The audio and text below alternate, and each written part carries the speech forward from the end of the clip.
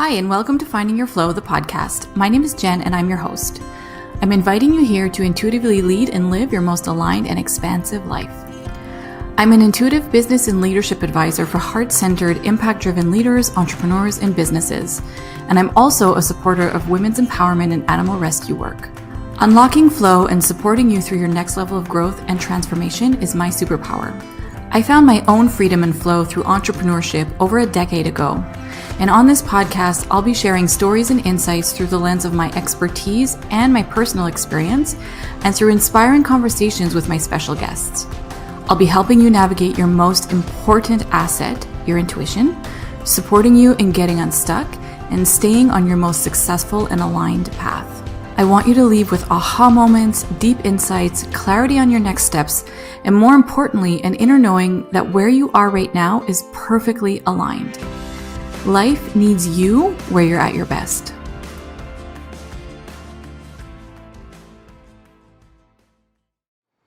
Hi everyone, it's Jen.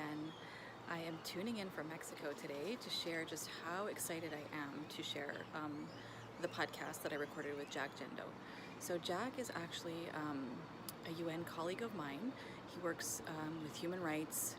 I work supporting entrepreneurs in developing countries, and we met through kind of our two, let's say, roles coming together in the community that I lead. And he's so inspiring to me because he breaks all of the rules of what, society says we should do. He also just follows his own path. He follows his intuition, his gut in every moment, and because of that, he's created beautiful success, and not just success for himself, but a lot of impact to the people he serves. He is a mentor and an amazing leader to his team. His leadership style and just his whole philosophies and values around teams is really inspiring. So I can't wait for you to listen. We talk about life purpose and how to find that through Ikigai, which is a Japanese philosophy that I really love. We talk about leadership. We talk about, building and managing a team in a way that is just heart-centered and that creates a sense of community and family within your business. There's so much good stuff. So I can't wait for you to jump in. Enjoy. As always, please feel free to give us, some insights, feedback, anything that you found inspiring, and we'll get right into it. Right. So hi, Jack. Thank you so much for joining me on the podcast today. Hi, Jennifer. I'm really excited about our conversation because there's so much that you talk about, or just in your ways of doing business, that I feel that we don't talk about enough in the world of business. And this podcast is all about finding your flow, essentially in business and in life. And I feel that one of the things that gets in the way of us finding our flow is being too much in our head, which is why I encourage very much intuitive leadership, because I think that when we tap into intuition and creativity, it's so much easier to just feel like we're in flow in our day-to-day basis. So I would love to start off by talking about Ikigai, because I know that it's a concept that you really love. It's a concept that I discovered a few years ago. And I love how it brings together so many pieces of who we are and what the world needs. So can you tell us a little bit about Ikigai for those who don't know about it? And then I have a challenging question about this concept as well. Yeah. So technically, Ikigai is a tool that was created in Japan, as the definition says. I'm going to talk now about the version that I love to talk about in the sessions. That, by the way, 1 hour ago, I was in a session with students and graduates and people who are newly in business and trying to find a job. And I had a lot of new ideas. So every time I add something to this Ikigai. So this tool helps you to find your purpose just by asking a couple of questions. and mix the answers. So mainly we are focusing or mixing between what we love and what we are good at, or what we love and what the world needs, or what we love and what we can be paid for, and all the four sides together. From my perspective, and of course between every two mixes you have, for example, what you're good at and what you love is your passion. So this is for me, I think we don't need a tool to define that, but always tools are great to organize our ideas, because many people already know their purpose, already know what they love, already know what they, so it's not that it's something that you should do, but it's something that helps you to do, like any other tool. Because you see people who are not um, business educated, or they are not educated at all, but they are running a business like perfectly, because they know it already. It's like they found it by experience, they found it by someone telling them or whatever. But the tools are there to organize it. So Ikigai is one of the best tools that I love to mention. And I always, find people like, wow, shocked about the answers that they got, because we don't ask ourselves questions, because the way we're educated, the way we deal with things in this word, in this current word, I hope this will be changed very soon. It is changing, by the way. It is, we don't dare to ask any question. We think that we dare, but we're not asking, because we follow the same trend. We follow the same, we go by the book that someone else, defined.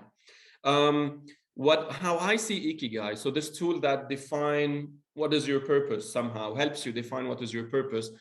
I love to make it a bit dynamic and ask myself these questions and mix things. So it's not necessarily if something that you love doing and something that you're good at, to be just checking what is the intersection. You can make that intersection. And for me, I feel that those intersections define you as a unique person in this world. So this can give you your purpose and give you all the answers that you need, by the way. Because I had a question. I don't want to get like, for me, it's mixing what's human with technology is something big for me. From very few people, I don't know anyone else in the United Nations working with technology and trying to integrate it with human rights and sustainable goals. And at the same time, I didn't see anyone in business trying to integrate human rights. So I was that person to do that in my environment, at least. But I had an interesting question from someone who is going to the university very soon.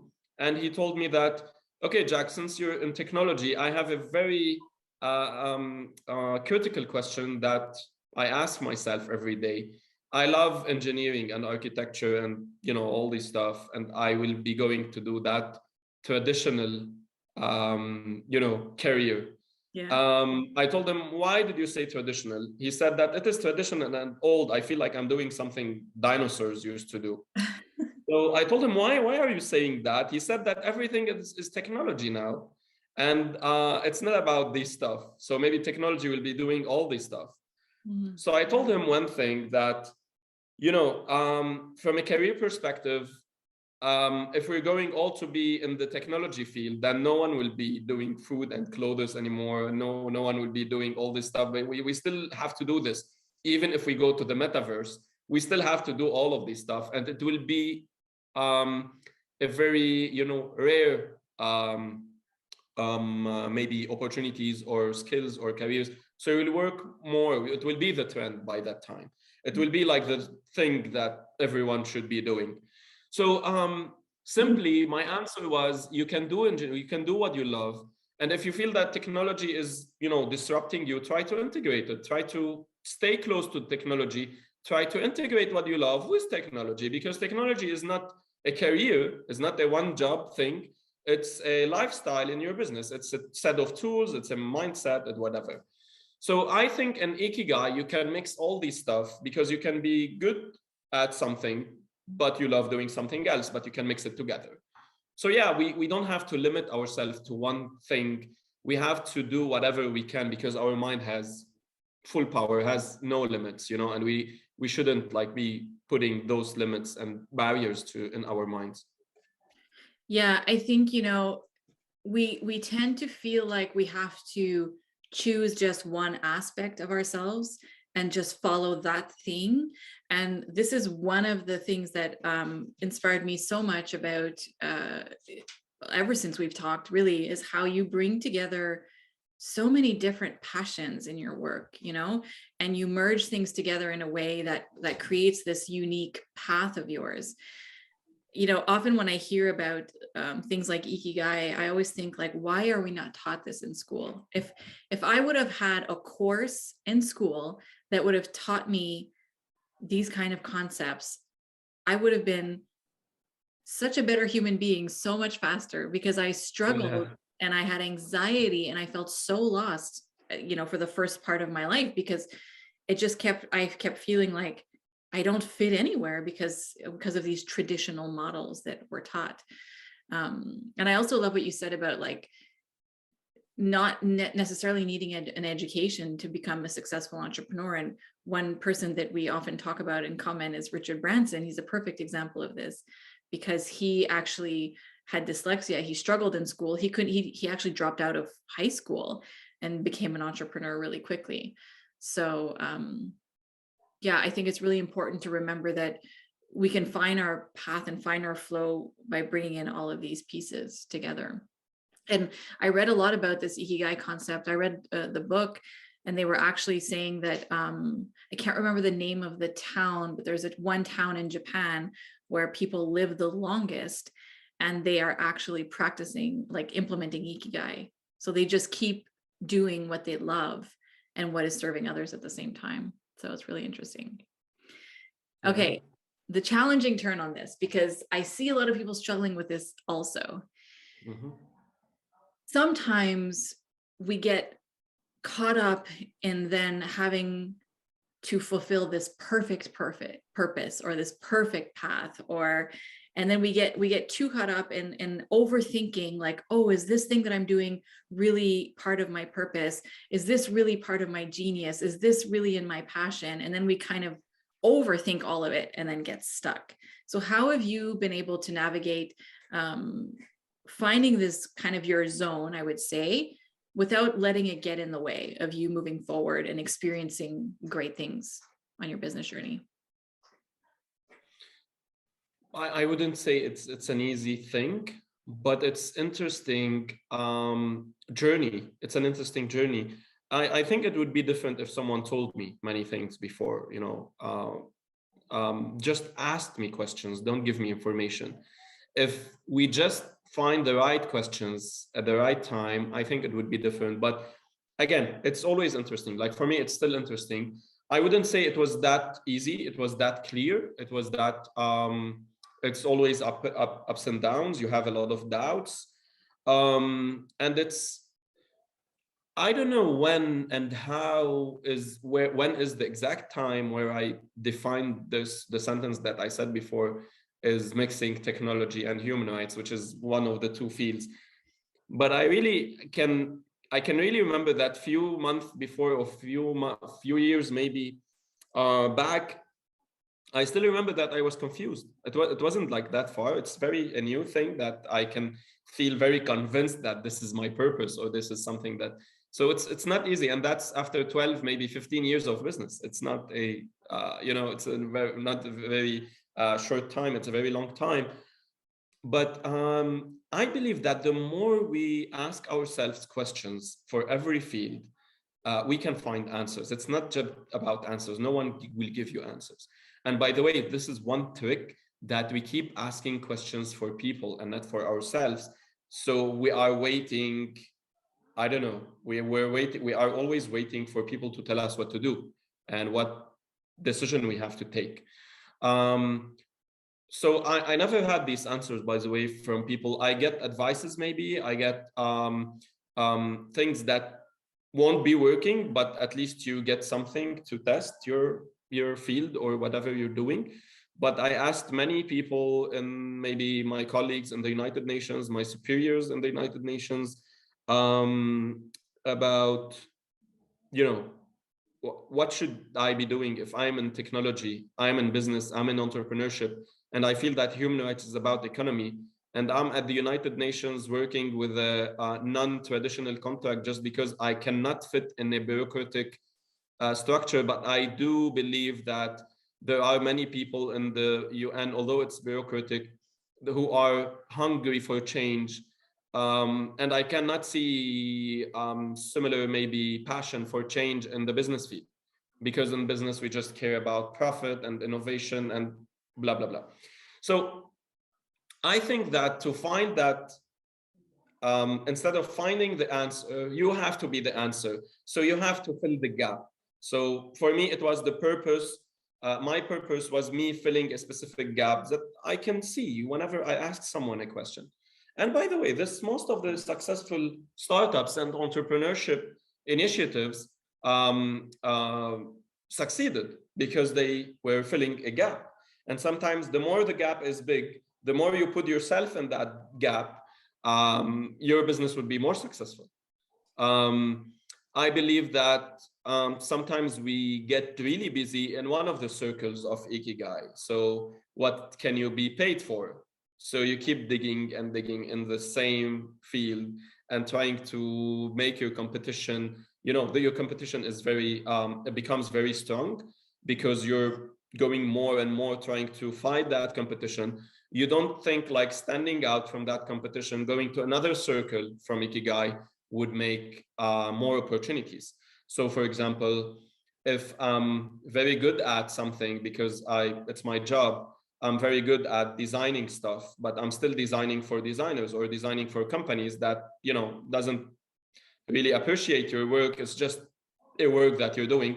Or if you go to something that the world needs, for example, and join a global movement and try to provide your design skills there, that would make more sense, and that would make more impact, and that would make maybe more opportunities.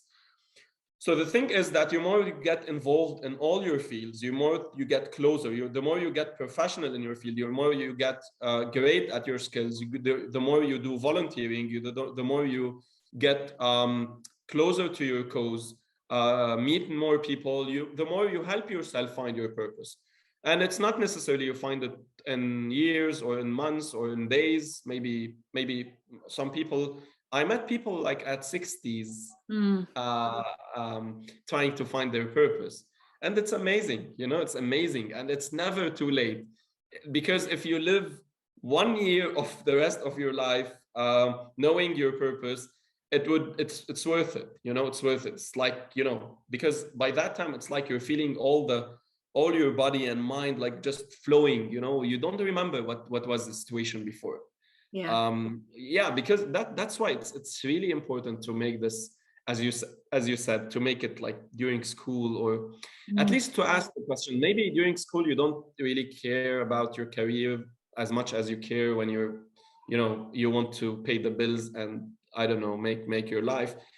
But it's very important, because not for business, even for yourself, you will talk differently to people. You will be different with your family, you will be different with your environment. Yeah, maybe you can change school or stay at your school, but you will take it more seriously, Yeah. and you'll be happy. The most important thing, to be happy, not to have the stress of struggling with what do I have to do. Yeah. So I think that's really important, because when we're not happy in what we're doing, we become resentful, and that has an impact on our success inevitably. I love the idea of asking questions for so many reasons. First of all, I think that like that should be part of curriculums in school, like asking kids more questions, because when you're just receiving information without having to even question anything or get curious about anything, the information is very flat. And also, I love the idea of asking questions, because I think our purpose evolves as we get older, like you said. And so if we keep staying open to like the exploration of it, then we can keep discovering deeper and deeper layers of ourselves. And then we don't become like this static human being moving through our life. We're evolving as we go. And it's funny, because I actually got an insight this morning for me in my business. And I realized that, based on what you're saying with Ikigai and like moving between those circles, I realized this morning, because I often create these rules in my head about, oh, well, I'm at this point in my business, so I shouldn't be doing this anymore. And I'm in this point of my business and I shouldn't be doing that anymore. And I create all these rigid rules. And what I realized this morning, because someone, a past client, approached me to ask me to do something for her that I had created a rule around that I don't do anymore. I don't do that anymore because that's not where I'm at in my business anymore. And I actually got really excited about doing this work for her. And I realized that it wasn't so much about the task. It depends, like you say, but because I love this client so much, I love working with her, I love supporting her. The actual thing that she was asking me to do felt exciting. So I think when we remove the rigidity around like having to be going in this like straight line all the time, and we just allow ourselves to flow with what's exciting in every moment, we can experience one, more success, more fulfillment, more joy. And yeah, and I wanted to dive into this because I know that we've spoken already about how like you don't follow rules. You actually really follow your own way of doing things. And I'd love to hear more about that and your just your philosophy around how I would say breaking new ground by doing things in a way that makes sense to you instead of doing things in a like following a trend, because this is what happens a lot in business is like we see this trend and then everybody flocks towards that trend. And I love your Mhm. story about before, the guy that was asking you that question of like, well, great, everyone's flocking that way, there's all this space now and this potential to take care of this area. Mhm.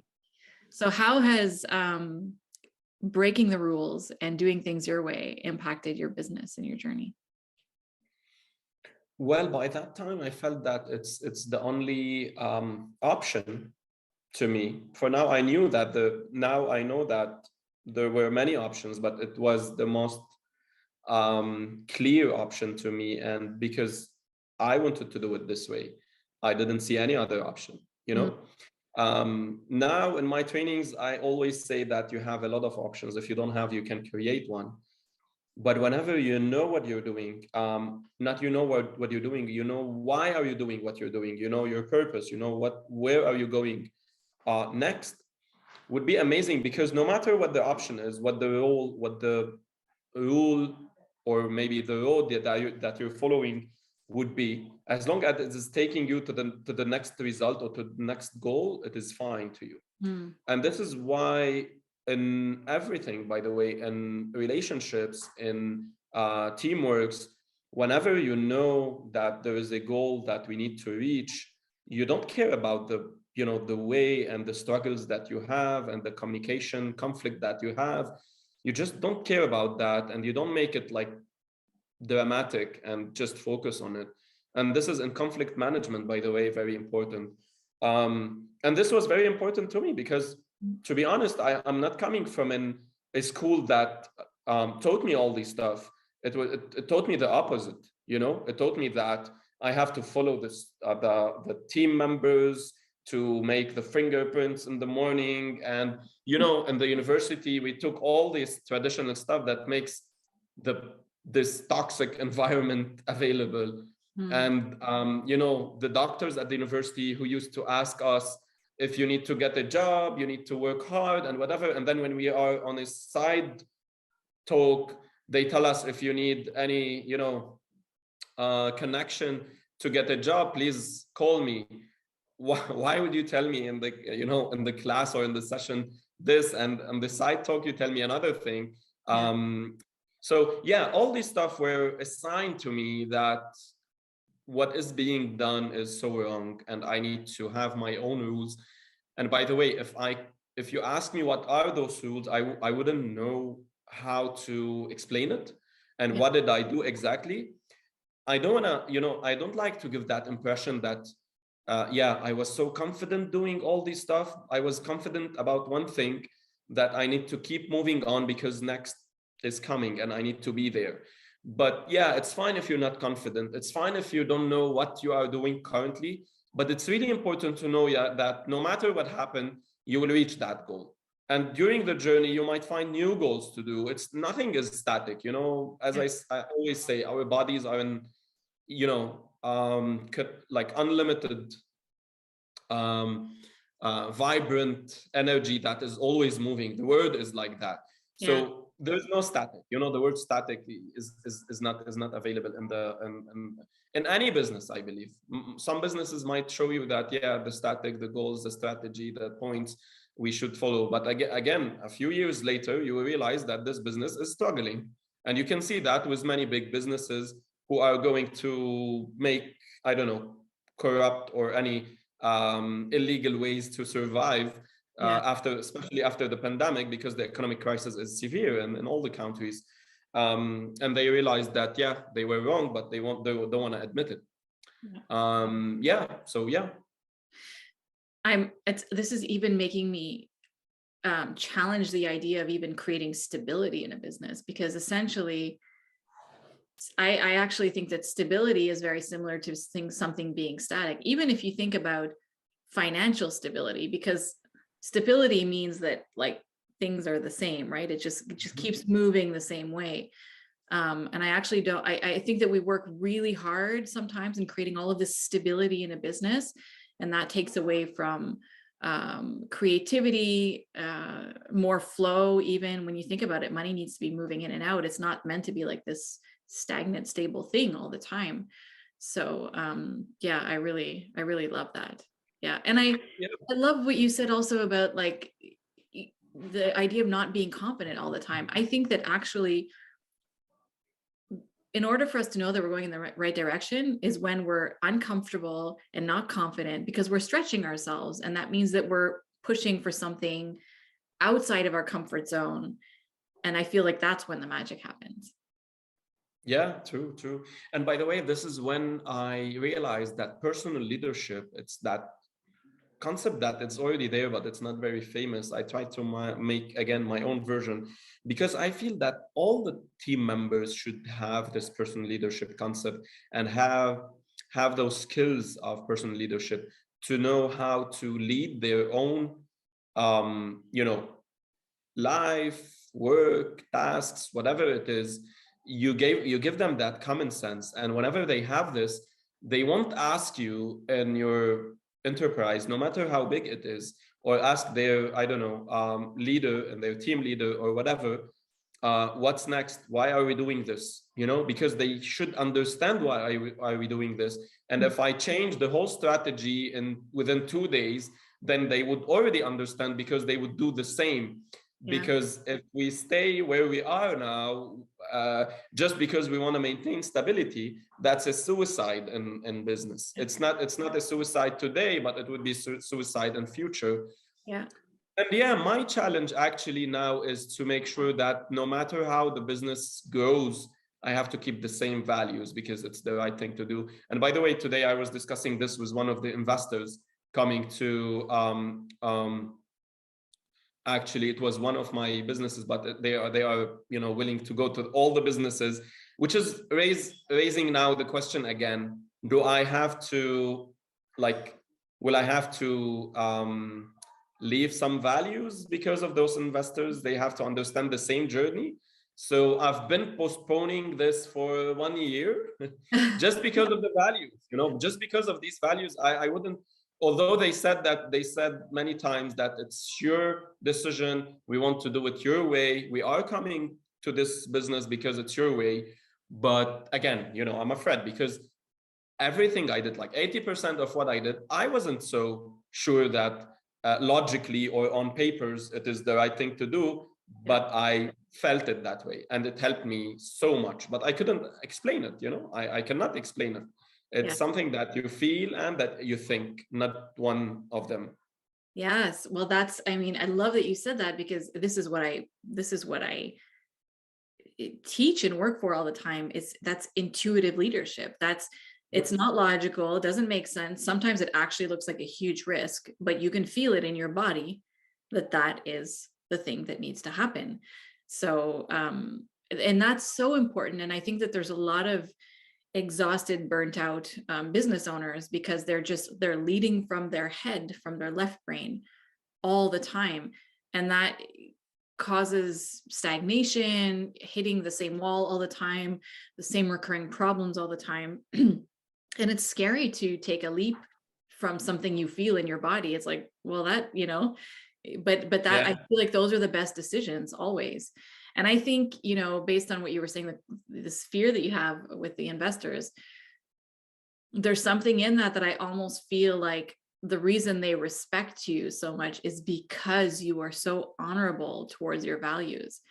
And that is, if there's one thing that needs to be stable in a business, is your core values. Like that has to be the consistency throughout everything. And I agree also with what you're saying about our purpose is like kind of the bigger vision that we have, but the how or the what, it doesn't really matter. And this is where we get caught up a lot. I know this is where I get caught up a lot in business, is like the how and the what, the how and the what. Well, should I be doing this or should I be doing that? And I forget to look at it from the perspective of like, well, is this going in the direction of my purpose or my mission or the impact I want to create? Because at the end of the day, the vehicle that you use doesn't really matter as long as you're going in that right direction. Yeah. Yeah. Yeah, Exactly. I love that. Um, I also think that when it comes to personal leadership, one of the, because I do a lot of like leadership development in businesses, and one of the things that I noticed in teams that lack self leadership, that lack like stepping into their own, I like to call them entrepreneurs. So like they have an entrepreneurial mind, but they're working within a business. Um, those who have a lot of self leadership and are able to just like take the reins and go, usually work in an environment where like mistakes are allowed. It's fine for things to not be done perfectly, um, and yeah, I'd love to hear more about your thoughts on leadership, and because I know you have a really beautiful way of managing your own team. I told you last time I wish I would have found you like 20 years ago when I was suffering in all of my jobs and struggling in all of my jobs. But tell us a little bit about the culture within, well, your business is, because you have four now. Is it four now? We Yeah, got it's actually three businesses. The fourth is an automated business that is selling cloud hosting automatically. right, the It, brain it, did doesn't, it. it doesn't have the team. Yeah. Right. Um, yeah. So talking about the culture, actually bringing all the, you know, many cultures in terms of regions or fields has helped me very much. Like if I'm working with an organization in the States, in, for example, technology, it gave me something. And then when I'm working within my team at the United Nations, it gave me another thing. So what I try to do is to bring all these stuff to the team that is, closer to me, which is the team that is working in my business. And what is, beautiful in that is that you don't need to follow up with people, because I always have this question from people, clients, investors: how do you follow up if you're not, especially now after we're working fully remotely, we Yeah. just meet to have fun, we just meet to have gatherings, and it's not like we have to meet because we have to meet. It's never like this. It's always based on a purpose. That's the beautiful thing of doing this, positive. I don't know what's the real name of this spirit and environment, but I do know that you don't need to follow up about the tasks. Everyone is doing their job, following their tasks, even if they, maybe someone has a problem is in a specific day, and then the other day you see that they are working 20 hours just because they have to deliver things. Mm. And this is scary for almost all the businesses. I feel like nervous just hearing that. Yeah. And it's, yeah, it is actually struggling. It was struggling in the beginning to me and for the team that, the seniors that are in my team. And, in the beginning, before explaining that to the whole team, before showing what will be happening next, it was scary for everyone, and they were looking at me like, "What are you doing? That's a suicide." Especially after going fully remotely with all the crisis in Lebanon and the pandemic after and the blast, and we had a lot. And to do the same thing, that would be dangerous to me. That's the dangerous thing, to do the same traditional way in a very unusual situation that people would, some people might make a suicide just because they have stress because of all of this, all what's happening in their environment. And again, you gave them the stress of the work. So that's too much. Yeah. And what is the productivity rate, when you're talking about putting more stress on the team? Yeah. We keep saying that, by the way, in the trainings. We keep saying that, learning that, I don't know, but we don't implement it the right way. Yeah. So yeah, what's the definition of stress? We do training for the team based on our convenience. We give tasks to the team based on our convenience. I mean, our, as, I don't know, leader, boss, whatever it is in the business. But then the beauty was when the seniors, and by seniors I mean the project managers that have been for long with Beirut and Brain Digits or whatever, they were very happy. I mean, even them were, they were different. It wasn't just because it wasn't just with the new team members or whoever is joining late or whoever who was working in a traditional way, and then so it was so different. They were like telling me like, this is magic, this is amazing. We wouldn't like, we couldn't see that before, and we still cannot believe that this is happening, but it's amazing. Like, we don't want to go back to office. And they were the people who were really, pushing to go back to the office. And I told them, it's not about the office. We can have a cozy space and have it. It's not about the office, but the idea that you have to do something just because you have, there's no logical way behind it, because doing your work at home is the same. Unless you're struggling with it, then yes, you can go to the office. Office is open anytime you need. So this was the difference, I believe, to give people the personal or self-leadership to know what they have to do, and at the same time to give them the option to choose. Now everyone is asking back, okay, let's do more meetings, let's go hybrid. So it's not related to what the rules we set and what the clear path we set. And yeah, not to mention that some people might not fit in such environment easily. Some people just left because they were more, they don't care about the productivity. They just care about the working hours, the pay. They don't care about getting more skills. They don't care about their experience. They are trained to do, unfortunately, it's the toxic way of, teaching people this way. But I believe that later, like sooner or later, they will realize that they are stuck somewhere. And that's sad, because they were trained this way, trained to go to the 9-5 job and just getting the salary, getting that 5% raise. By the way, now we're planning to see whenever someone has a new project within the team, if they are, well experienced and they are ready to do maybe a project, we do it in partnership.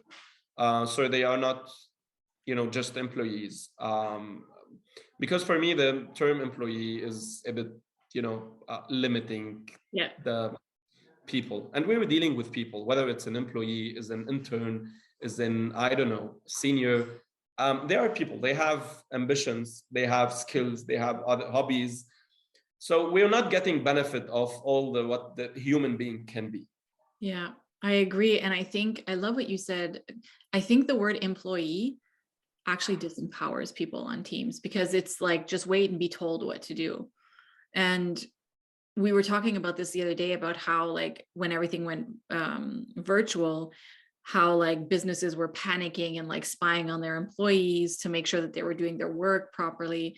And I actually think that these rigid environments or cultures in business, I think that is what creates procrastination in people's work, and laziness in people's work, and disengagement.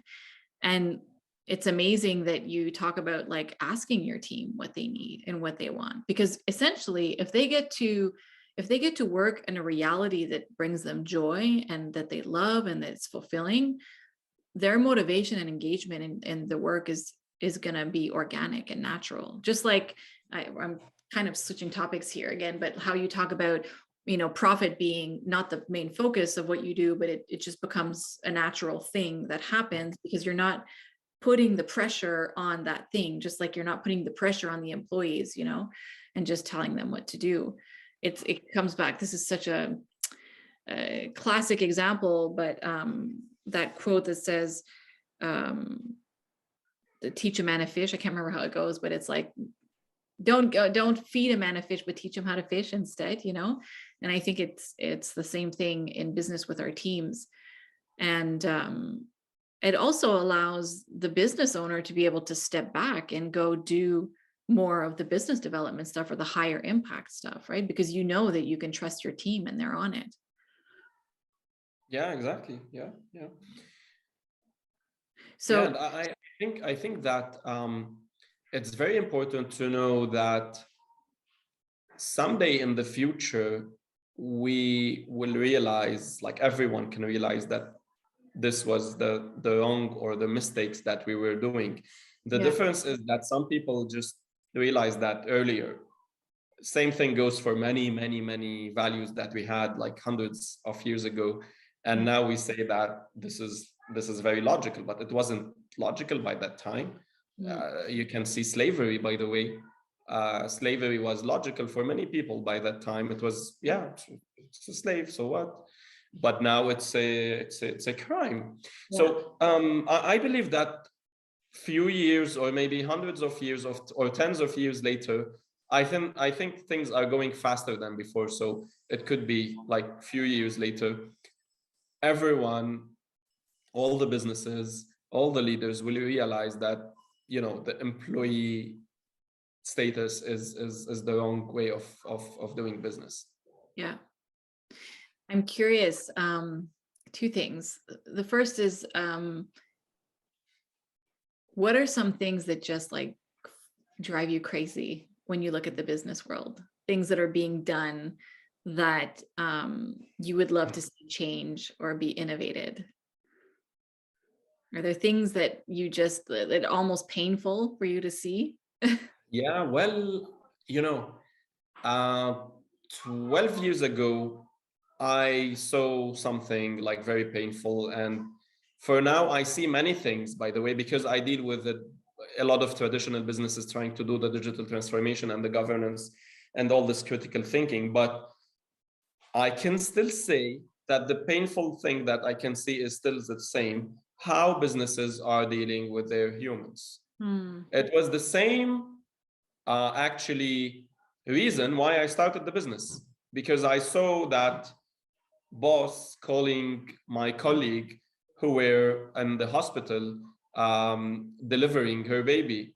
Like the next day, like the second day, he was calling and saying that job is not going well without you, and you have to go back to work. It was the second day in the hospital. That was so unhuman, and it was illegal, and he had the right to just take that phone, and it was in front of me. So I told him that you cannot do that. She's suffering in the hospital. She had a surgery. And he was like, yeah, but I know that, and it's sad and whatever, but I'm just saying. I told him it's not just that you're saying, you're putting a lot of stress on someone that has the right to take it was 40 days by that time in Lebanon. You can take 40 days for leave. So yeah, it's still struggling to me to see that, and knowing that boss, even now when I see new from the new generation going like the bossy style, still doing the same, and they think that this is the only way to manage people. And I can hear it. My many of the consultants that I know keep telling me this. They tell me, they keep telling me that what you're doing at your job, at your business, will be killing your business very soon. And I see them how they are dealing with their businesses, and I can see that it's very toxic, but they so believe that this is the only way and this is the right way to do business, because employees should be under stress, because employees should be under rules, because all this stuff. So when I ask why it should be that way, why do you say it has or they have to be or whatever, because just someone else told you that, and you couldn't dare to try anything else. Yeah. So I tried to bring more examples from my team, to tell them that, and they were like, just they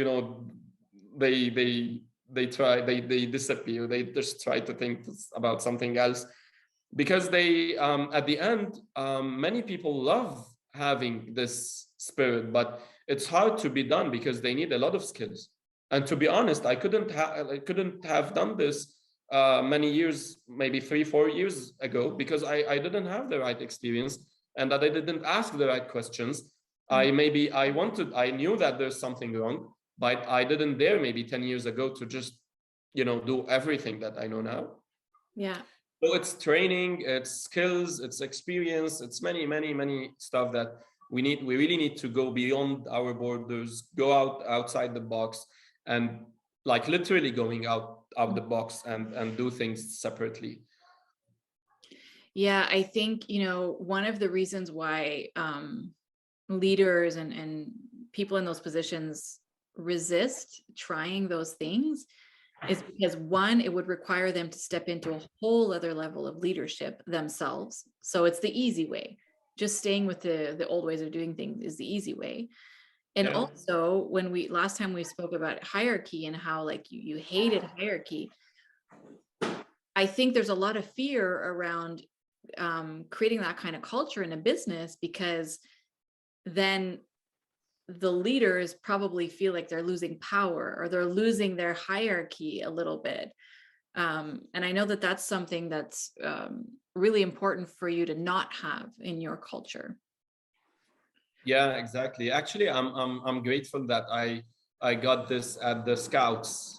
Yeah. It was the difference that I saw between my team, or my way of leading the team, because I was a very strict leader at the Scouts, but at the same time, people were having fun because they were always winning the competitions and getting more skills. And I wasn't like, I was strict just because of we were committed.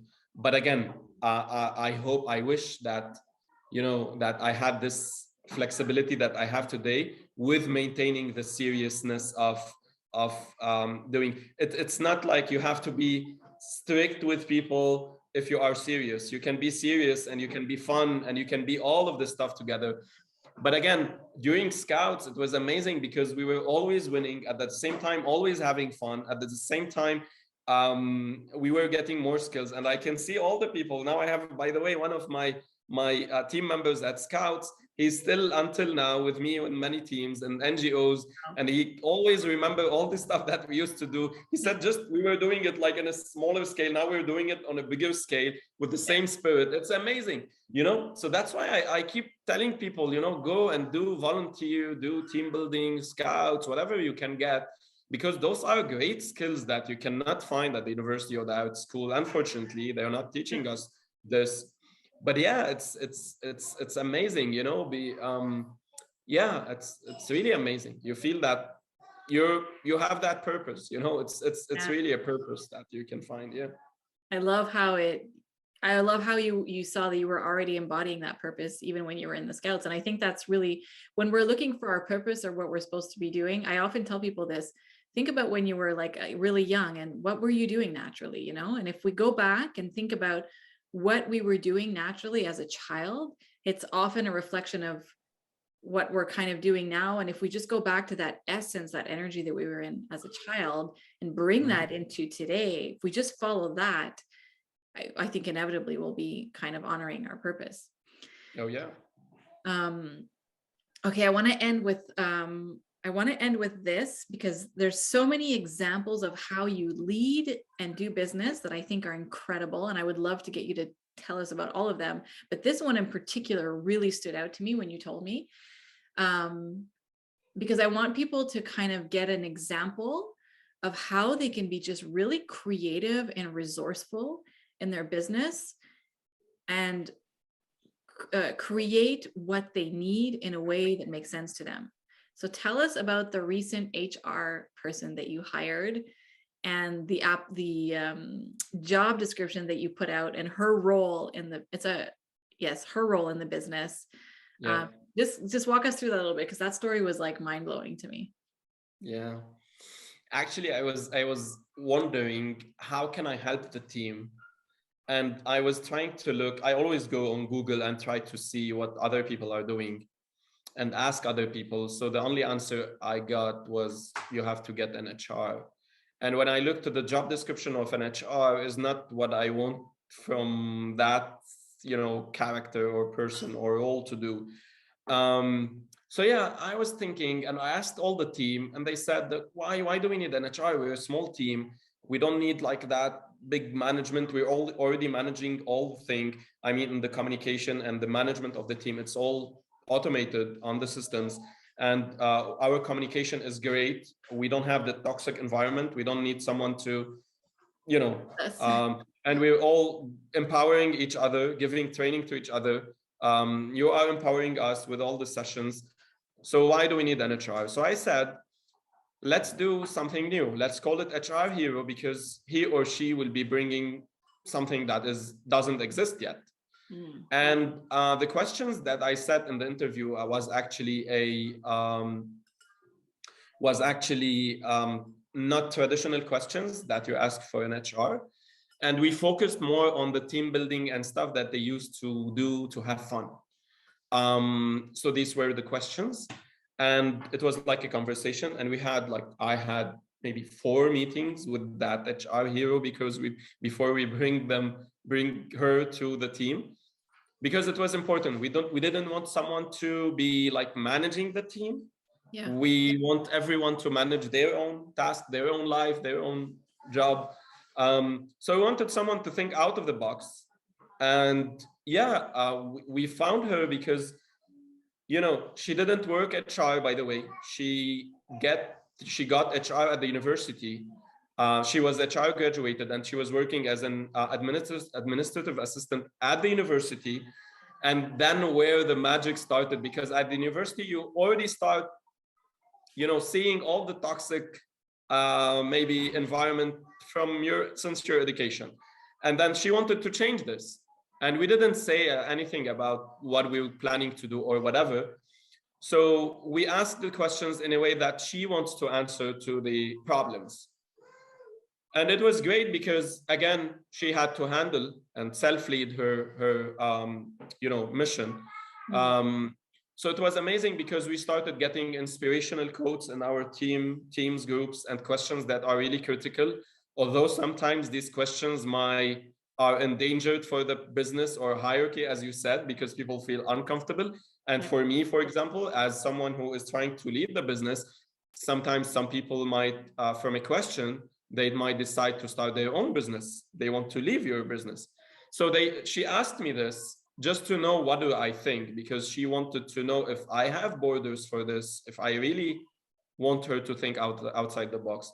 So I told her, I prefer to have a friend outside the company who is enjoying her or his business, instead of having a team member who is struggling every day, but he or she doesn't know why she's struggling, because she's in another company accomplishing another person's dream. And at the end, sooner or later, that team member will be leaving because of other reasons. Yeah. I believe that our mind, our body, anything, we have signs. Some people got sick, some people got cancer. I believe that it's all connected. So this is why that position was very important to me.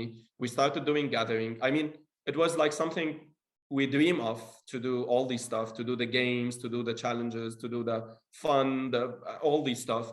And by the way, we provided a mental health coach. So whenever someone wants to book one, it's always ready. And that mental health coach, she was a friend. And at the same time, she told me, I mean, I met her in one of the sessions because I did many mental health coach sessions myself. Yeah. I wanted to go deeper in that. So she told me it's really amazing. And I would love to do that. I don't want to get paid. I just want to get involved in this experience, because I never heard about the business bringing a mental health coach and doing this for the team. So yeah, it was an amazing experience, and we're looking forward to do more than that. Yeah. I want to highlight 2 really amazing things in this story. One is how you are investing in the growth of your people, even though you know that it's possible that that might open them up to do something bigger for themselves after. And I think one thing that happens often in businesses or in companies is that people try to keep their people small. Like there's a suppression that happens, to keep everybody under control and make sure that, nothing, that stability thing. So I love that you invest in your people. And my God, mental health, like everybody needs that support now. And the other thing that I want to highlight that I love is how you brought on an HR person, not to like control or manage the team or fix anything, but just to bring more joy and pleasure and personal growth to an inspiration to your people. It's such a simple concept that I don't understand why it's not being implemented more. It's like, if you have a garden, if you water it, it's going to grow, right? Yeah, And exactly. so it's a team, if you nurture them and nourish them, they're going to grow. Yes, some might end up like going off on their own path, but I think it impacts the growth of everybody on a positive note. So Yeah. I love that. So I think I would love to know, just before we tie up, if there's anything else that you just feel that you want to share or say or leave people with as a thought. Yeah, I would love to emphasize again on the fact that we are we have to accept that we're constantly changing every day, every night. So we have to keep asking questions and looking for answers every day. Don't be afraid, because really amazing things can happen when you do that. And unfortunately, many people don't have that maybe chance to do maybe at the school, university as ourselves. And some people might need the lifetime to do that. Just because we don't ask the right questions. We don't ask questions, we don't question ourselves quite enough. And yeah, especially for younger people who are still at the university or at school, it's really important to do that. It's a job, it's a mission, or it's a task that we have to do every day, because amazing things happen when we do that on daily basis. I wish we have more time maybe to learn more stuff now, but yeah, I think that this is the most important thing. And yeah, enjoy it, because it's an amazing journey with all the failures and successes. It is. And the failures are actually what make, I think, the journey the most exciting. So I love that. Well, Yeah. thank you so much. It was really nice having you again. I always love chatting with you and just hearing your whole philosophy around business and leadership and life in general. I know you have several companies, so in the show notes, I'll put all of the links so people can go find you. They want to learn more about what you're doing. And yeah, I look forward to many more inspiring conversations together. So thank you so Thank much. you so much, Jennifer. It was really interesting and always inspiring to me, talking about these topics, emphasizing these points. And yeah, looking forward to have more talks together. Yeah, me too. Thank you so much.